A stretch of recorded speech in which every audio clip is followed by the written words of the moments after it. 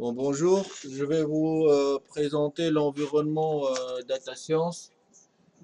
Selon mon expérience et selon les choses qui doivent y être.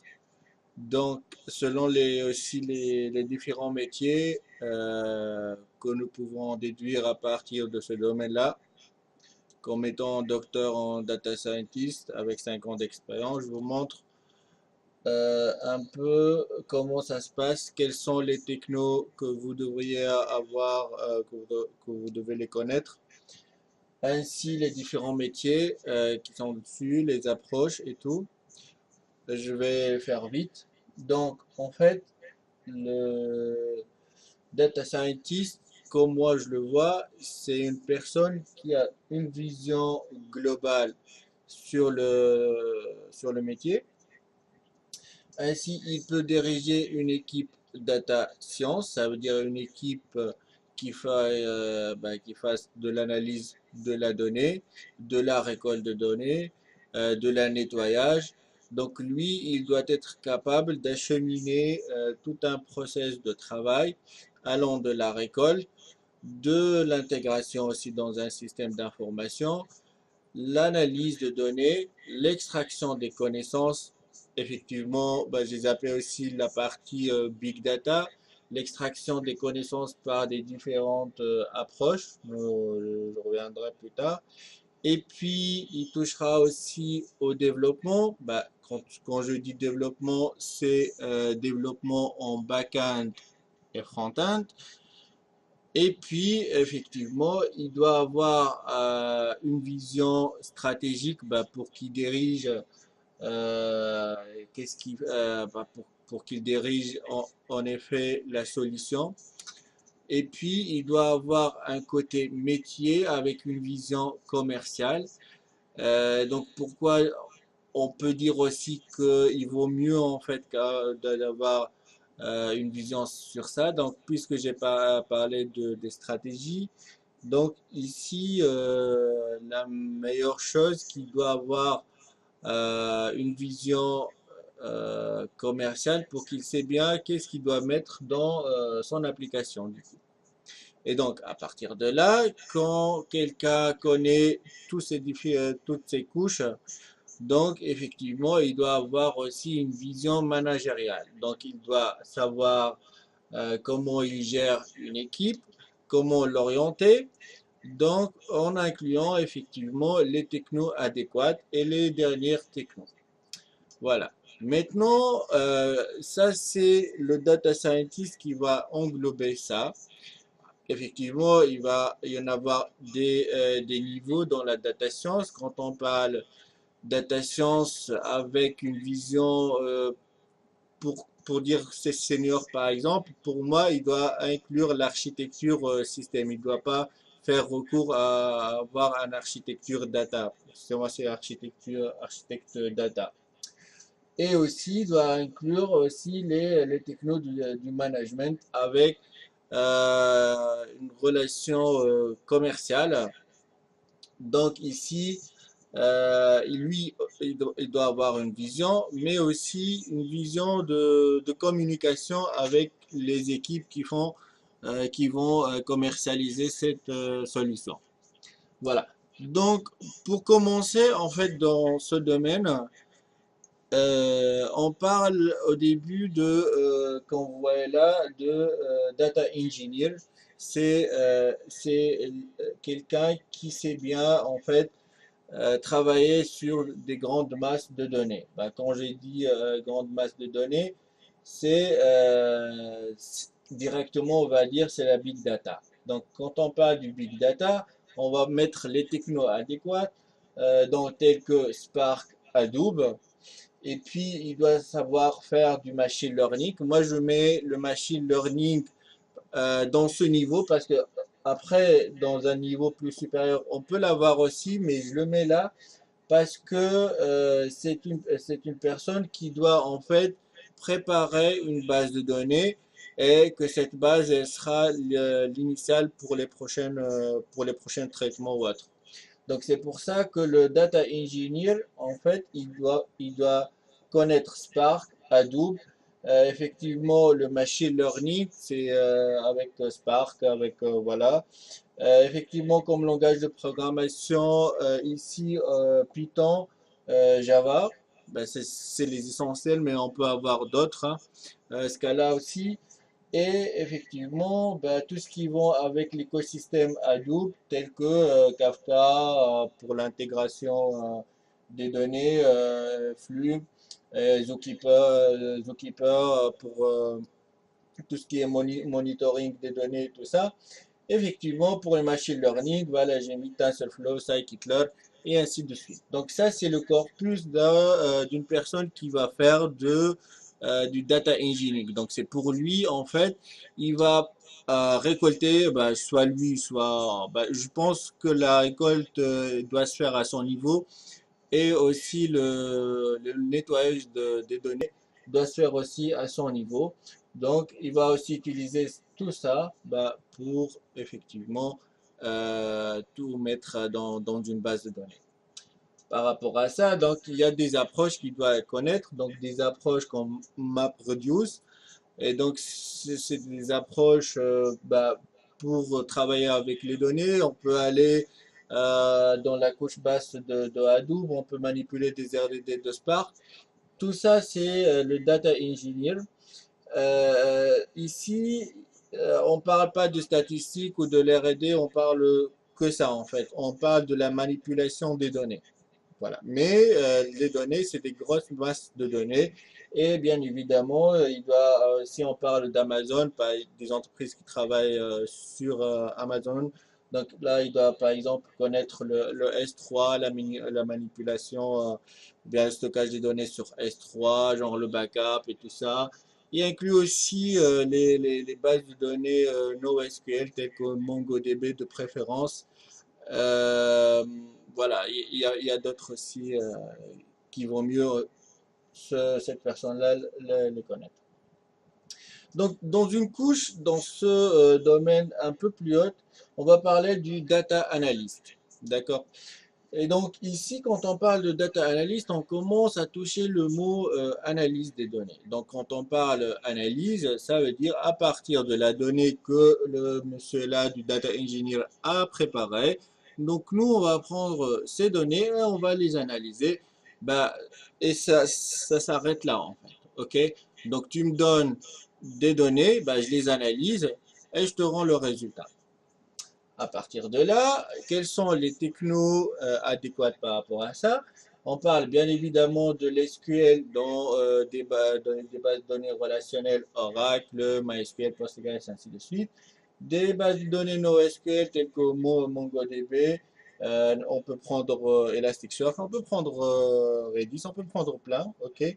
Mais c'est pas son métier de connaître les spécificités de l'adéquation de certaines technologies. Ça, c'est en fait une couche plus tard, on la verra avec le data scientist. Lui, il doit aussi connaître bah, quelques langages pour manipuler ces données. Euh, il vaut mieux bah, qu'il connaisse C Sharp, Java, un truc comme ça. C'est un langage, mais pas pour faire du développement à son niveau, mais pour faire de l'analyse.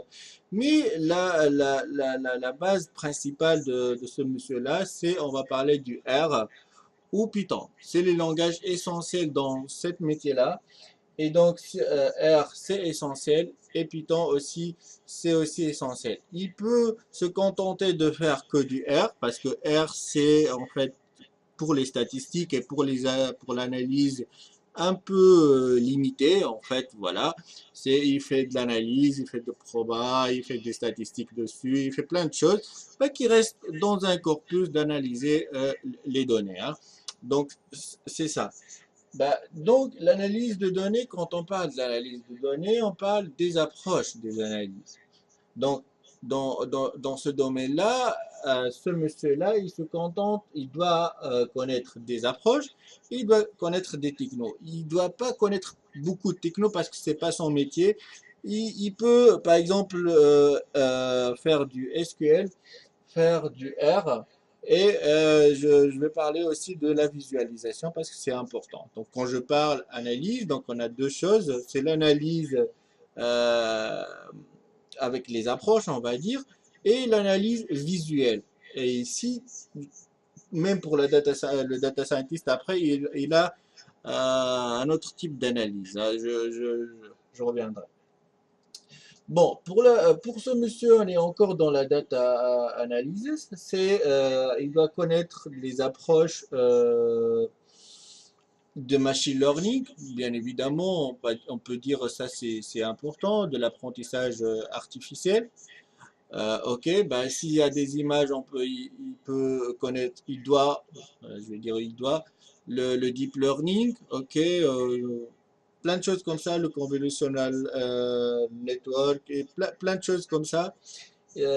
Donc toutes les approches connues, au moins ça, hein, pour analyser les données.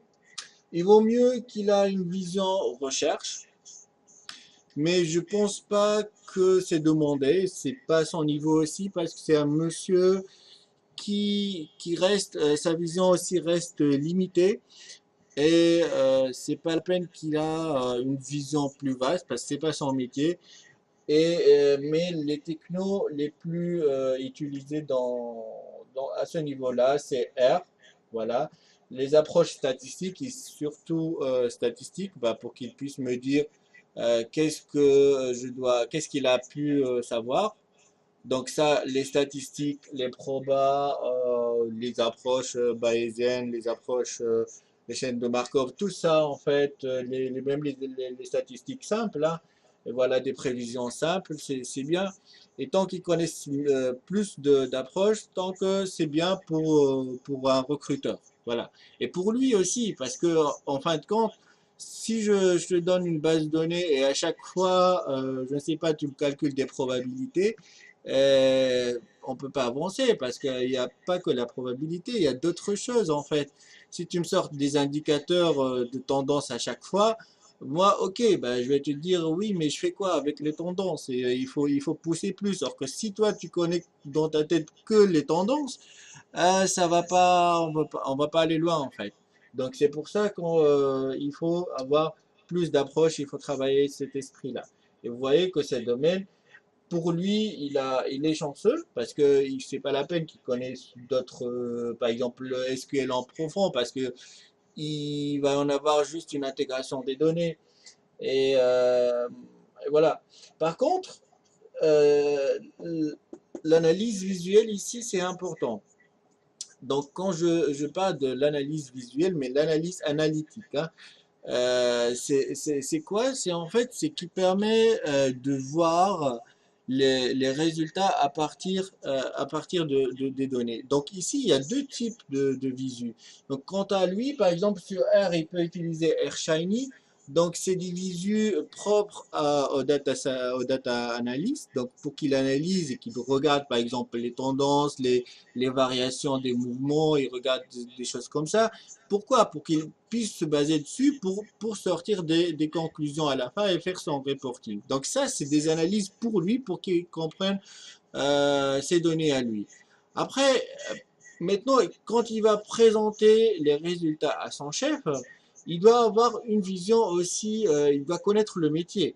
Parce que bah, connaître le métier, au moins de qu'est-ce qu'il fait son groupe. Au moins ça, en fait. Pas le métier en gros, mais au moins ça. Pourquoi? Parce que les types des données visualisées sont pas les mêmes que les types pardon, la visualisation orientée pour un chef d'entreprise, c'est pas les mêmes visualisations propres à lui.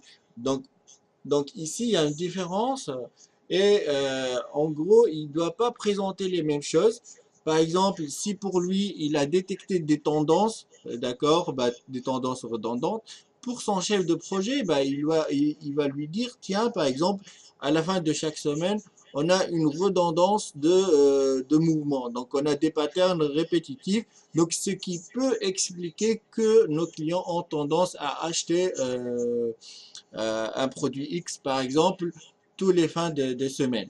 Voilà, donc il doit présenter ça. Mais tout ce qu'il a vu comme tendance, volatilité, variabilité, ce que vous voulez, la stabilité du truc, les patterns, ça c'est pour lui. Donc à partir de là, on a en fait deux types de vision. C'est orienté pour son chef, voilà, et pour son chef, on va dire le data scientist, et orienté pour lui pour qu'il comprenne ses données. Voilà. Après, effectivement, pour présenter les données, il y en a plein, hein, il y en a plein d'outils. On peut dire, on peut utiliser Tableau, on peut utiliser ClickView, on peut utiliser Power BI, on peut utiliser plein d'autres outils. Donc, pour lui aussi, c'est important de connaître un logiciel de visualisation de données. Bien évidemment, s'il a des compétences pour faire du JavaScript ou d'autres comme ça, pour utiliser D3.js ou GraphJS ou ainsi de suite, ça c'est mieux, mais c'est pas forcément demandé s'il veut, voilà, s'il veut travailler comme data analyst, hein, voilà. On va dire que c'est un statisticien, mais, mais avancé en fait. C'est un niveau, un autre niveau. C'est pour ça qu'il va toucher plus qu'un statisticien. On monte donc pour notre monsieur data scientist, que moi je le mets en haut parce que en fait, du coup, lui, il va avoir une vision plus globale que les autres, d'accord? Donc, il se contente de connaître effectivement tout ce qui se passe en bas, soit les données d'où est-ce qu'elles arrivent, soit les données comment elles sont analysées. Et lui, il va commencer à mettre la solution en place. Donc, quand je dis mettre une solution en place, donc on parle des couches en fait. On parle des couches.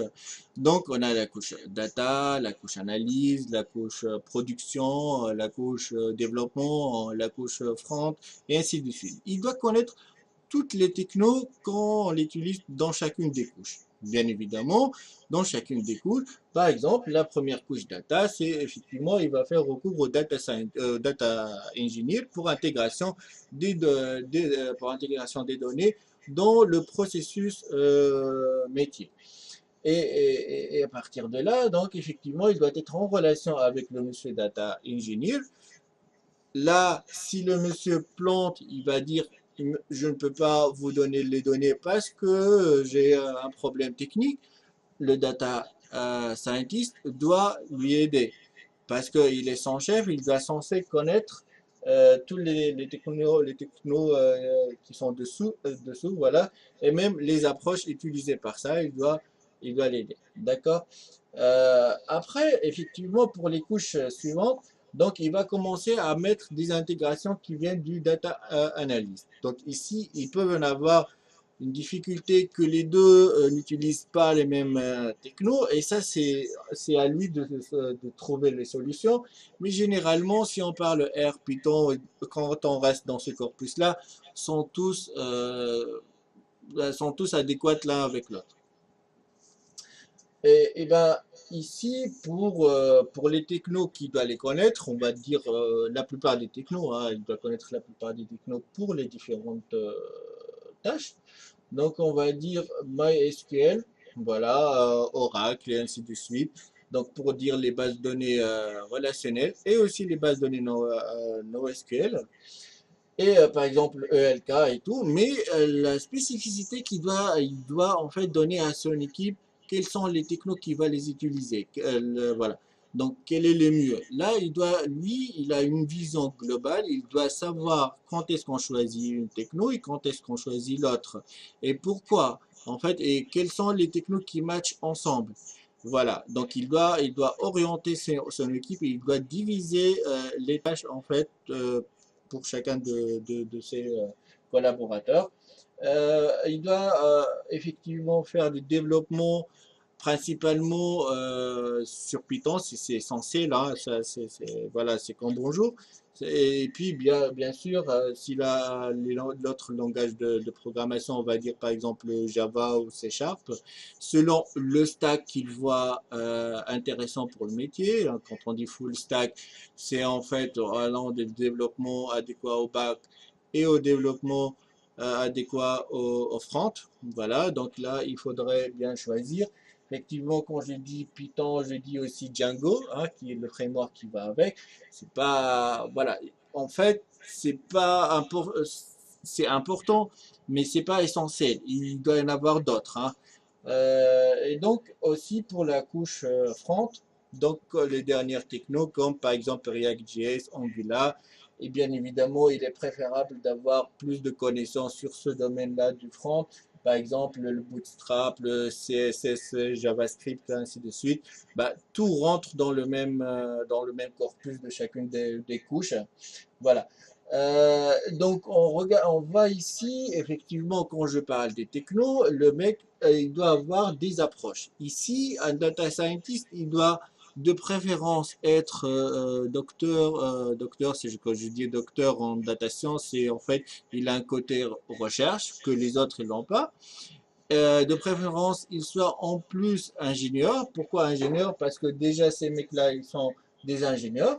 Donc lui, il a un côté plus haut. Donc quand je dis recherche, ça veut dire quoi? Ça veut dire il innove, il trouve les idées, il sait bien les lier, il sait bien développer au sens du mot.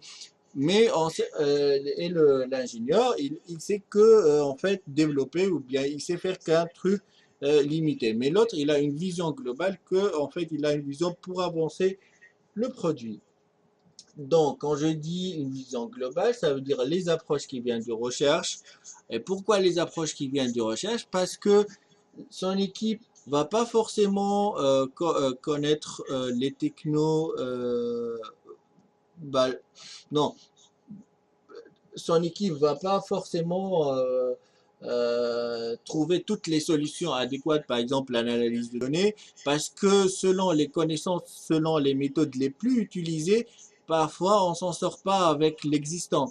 Donc, puisque lui, il a une vision plus innovante et plus développée, il a un esprit plus ouvert, donc c'est à lui en fait de trouver, soit il fait recours aux articles scientifiques, soit en fait c'est à lui de trouver des approches d'analyse des données adéquates et puis il les passe à son équipe. Bien évidemment, avec tout ça, il doit connaître les statistiques par cœur, c'est quand bonjour, c'est quand Python. Et voilà, les approches d'analyse de données, les approches du machine learning, ça c'est essentiel et c'est évident. Voilà. Donc, on a deux côtés, on a les approches de la littérature et les approches d'analyse de données, et aussi les technos, mais beaucoup de technos par rapport à lui. Et aussi, l'important, c'est comment on les lie et quels technos on utilise, et ainsi de suite. Donc, ça, c'est le monsieur data scientist. Effectivement, il y a des technos de base, comme je viens de dire, c'est Python. Maintenant, puisque le travail, c'est tout se passe sur Linux, donc on va commencer à parler de Docker, c'est important aussi. Ça nécessite à son niveau, je pense pas que ça prend beaucoup de temps ou c'est compliqué, mais c'est des choses évidentes qui doivent être évidentes pour lui, hein. Et le monsieur data scientist, quand on maintenant on parle de big data et tout passe sur le cloud, en plus on parle de l'IoT, donc des enregistrements des données qui viennent du capteur et tout ça, bah, à partir de là, l'AWS devient de plus en plus demandée dans cette métier, dans ce métier. Voilà, donc les trois niveaux. Maintenant, on va parler d'un truc plus poussé, ok? Euh, que généralement, il y a des entreprises qui ont des data architectes. Les data architectes, donc quand je parlais ici d'un processus métier, ça veut dire il y a des architectures adéquates à n'importe quel problème. Et donc, pour là, en fait, quand par exemple le real time, le temps réel, par exemple la récolte, l'analyse, et puis trouver des connaissances, l'afficher, voilà. Donc, ou bien d'autres architectures qui demandent des analyses qui prendra beaucoup de temps. Donc, comment on fait pour qu'ils soient eux aussi en temps réel. Donc, il y a des technos adéquats par rapport à ça. Euh, donc, par exemple, il y a les architectures lambda, ainsi de suite, et plein de choses. Ici, il y a des entreprises des grosses boîtes qui utilisent de l'architecte.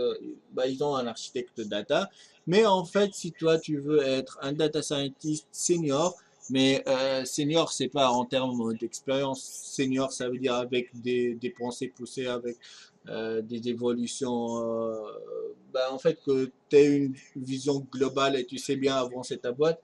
Donc ici, il faudrait inclure ton côté architecture. Voilà. Maintenant, si tu veux aussi aller plus loin, Et donc, pour ça, en fait, ça arrive pas d'un coup, hein, mais ça arrive parce que tu peux commencer par là, puis tu montes, puis t'inclure l'architecte data, et puis ainsi de suite, hein. Mais ça vient pas, hop, d'un coup, je suis un expert, je suis un senior, je suis je sais pas quoi. Bon, le data scientist, quant à lui aussi, essentiellement, quand il rentre dans la boîte, il doit comprendre le métier. Il doit comprendre le métier de A jusqu'à Z, il doit déterminer les faiblesses et il doit effectivement mettre les choses ou mettre les processus qu'il doit les faire. Il doit préparer son équipe s'il y a, hein, bah, parce que effectivement il y a des boîtes qui n'ont pas des collaborateurs pour lui donner. Il peut travailler tout seul. C'est pour ça qu'il doit connaître tout ça. Mais généralement c'est rare. Et donc, voilà, donc il doit préparer son équipe, il doit faire les couches, il doit faire tout ça, il doit mettre les technos, il doit poser les bonnes questions, il va maintenant être en relation avec l'extérieur. Quand je dis avec l'extérieur, ça veut dire une fois il a une équipe, il a mis chacun dans sa place, il a mis les technos adéquats, il a tout configuré, bah, voilà le déploiement, le release, le tout en fait. Donc maintenant, qu'est-ce que je fais? Qu'est-ce que je fais pour que je valorise mon travail en tant que data scientist? Je fais quoi? Ici, il faut être en relation avec les gens qui vont, eux, commercialiser la solution. Ici, on parle de DevOps, c'est l'intégration continue, c'est en fait, c'est aussi d'être en relation avec les commerciaux, effectivement, et donc, pour ça, on doit connaître les technos adéquates aussi pour le managérial. Donc, c'est pour ça, il y a des technos ou bien les approches aussi, hein.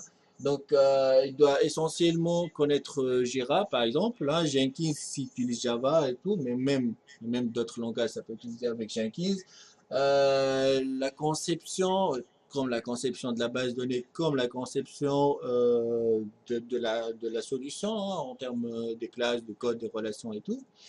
Et effectivement, il doit connaître les besoins fonctionnels et non fonctionnels. Donc, c'est en fait, il doit tout spécifier, mais bah, c'est à lui en fait de spécifier. Il peut faire recours à d'autres personnes pour faire les spécifications et tout, mais c'est à lui puisqu'il est en confrontation directe avec le client. Bah, il peut mettre quelqu'un d'autre, mais de préférence, c'est lui qui est le responsable de tout ça. Donc, il doit être en relation avec les clients. Effectivement, maintenant, la dernière chose qui doit le monsieur la connaître, c'est les dernières approches ou les dernières manières de faire monter sa solution. Quand, par exemple, quand on dit le business intelligence, ça veut dire quand je présente ma solution, il y a des approches, il y a des techniques pour vendre, en fait, pour vendre la solution. Maintenant, on dépasse le business intelligence pour parler de l'actionable intelligence. Et donc, c'est un niveau plus haut. Donc, le mec, il doit connaître tout ça, il doit connaître qu'est-ce que c'est tout d'abord, qu'est-ce qu'on fait dessus, et comment je peux en tirer pour vendre, pour commercialiser. Et donc, il doit connaître le business logique, il doit connaître la division des tâches, il doit connaître tout ça en fait.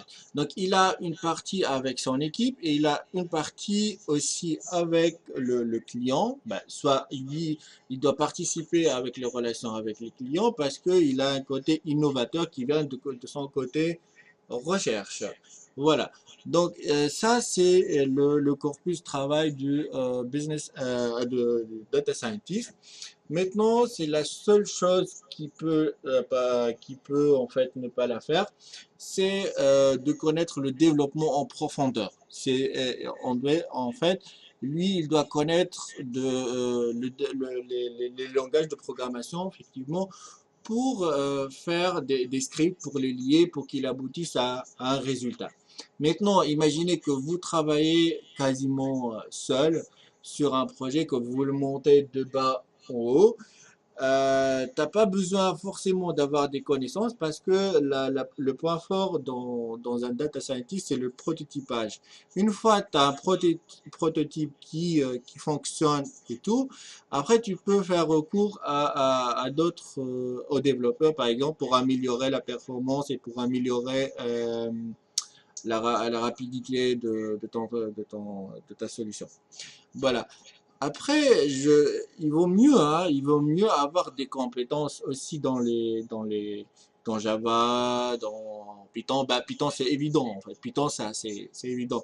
Mais par exemple, je dis, par exemple, le Java, C Sharp, pour commencer, ou bien, ça, c'est pas obligatoire à son niveau d'avoir un niveau très poussé dans C Sharp, genre, ou bien Java pour faire des choses comme les développeurs. Mm, Voilà, ça c'est pas important. Il vaut mieux de l'avoir, mais ça c'est pas important. Et c'est pour ça que, en fin de compte, ce niveau d'aller jusqu'à data scientist, d'aller jusqu'à haut là, c'est pas facile d'avoir directement. Il faut donc commencer soit développeur, soit voilà data engineer. Donc ça, pour quelqu'un qui veut aller de développeur data scientist, il peut commencer de là parce que je mets en fin de compte un développeur, moi je peux le mettre là, qui peut aller vers du data engineer et puis il peut monter. Mais bon, monter, ça lui nécessite d'avoir des compétences. Donc ici, bah, s'il veut monter encore plus, bah, pour moi, il doit se former. Il doit se former sur tout ce qui est existant. Effectivement, il y a des choses que là où je travaille, je vois que c'est un peu compliqué. En fait, que des gens qui viennent de strictement des choses statiques et de bien carré, d'aller réfléchir et de chercher des approches qui viennent de la littérature, c'est un peu absurde dans ce que, voilà, ils vont pas te comprendre en fait. Effectivement, c'est caduque, on va dire. Donc, pour eux, ils vont trouver une difficulté, hein, mais voilà, si on veut, on peut. Là, je pense que à l'aide d'un développement pur, ça peut aller facilement au data engineering, mais pour aller au data analyst, je pense personnellement, c'est un peu compliqué. Mais il y a des approches, en effet, bah, pas des approches, mais Python, il y a des librairies qui facilitent tout ça. Euh, Maintenant, on n'a pas forcément besoin de connaître tout par cœur, mais ça nous facilite, mais je ne pense pas que on peut dire à un mec qui vient de développement qu'il fasse des analyses ou qu'il fasse des choses poussées, parce que c'est pas dans, il n'est pas construit comme ça en fait. Par contre, voilà, son passage de là à là, il va trouver une difficulté. Et effectivement, bah, il peut faire du matching entre les levels, là, les couches. Il peut faire ça, mais ça va être un peu compliqué pour lui. Par contre, un développeur, il peut faire de l'architecture. Ouais, je pense qu'il peut faire de l'architecture aussi, hein, parce que c'est des choses statiques, c'est des choses concrètes pour lui, hein, il voit directement la chose. Mais pour son côté prévisionnel de recherche, il va trouver quand même une petite difficulté. Ouais, voilà. Donc pour ça, je résume. Donc vous avez trois métiers, l'un au-dessus de l'autre. La dernière couche, c'est la data scientist qui doit connaître effectivement tout ce qui est approche, tout ce qui est technique bah, pour les couches et tout ce qui est management. Et aussi, il sera en front ou bien en réaction directe avec les commerciaux. Voilà, donc pour moi, c'est ça qui définit le domaine de data science. Après, tu peux trouver d'autres métiers dessus, hein, mais ces métiers qui vont être un peu pointus. Par exemple, tu trouves un agent qui te fasse la visualisation. C'est en fait, il y a des offres bah, qui demandent à des personnes qui leur fassent que du développement, du visualisation, pardon, excusez-moi. Et donc, il y a des mecs qui sont très doués dessus, bah, sur tout ce qui est visu. Tu as des mecs aussi qui connaissent très bien le machine learning. Bah, Voilà, donc machine learning, c'est juste une partie en fait du data engineer, mais bon, voilà, il y a des grosses boîtes qui veulent juste ce poste-là, donc tu as des mecs qui vont voilà, qui vont là, et que pour eux, ils connaissent que le machine learning. Pour moi, c'est pas vraiment intéressant parce que c'est un domaine qui est encore en évolution. Qu'est-ce que ça veut dire un mec qui est très poussé dans le machine learning? C'est pas vraiment intéressant de se mettre, de dire que je suis un mec que je connais que le machine learning. Ça marche pas comme ça, en fait. Et surtout si t'as pas un diplôme de recherche, je pense en tant que recruteur, je te recrute pas. Donc, essayez, ce que je vous conseille, d'aller construire votre profil selon la chose que vous connaissez pas, voilà, selon la chose que vous voyez utile pour vous. Vous limitez pas à certaines choses parce que pour chacun de métier à son stack, soit ici, soit ici, soit ici, soit un peu plus haut. Et pour avoir le plus haut, il faut commencer par le bas et puis monter. Voilà, tu peux avoir de la chance de commencer du data analyst pour monter, mais data analyst, tu dois connaître le data engineer aussi, hein. Voilà. Donc, je conclus pour ça. Effectivement, si vous avez des questions, n'hésitez pas à me les laisser. Et merci, au revoir.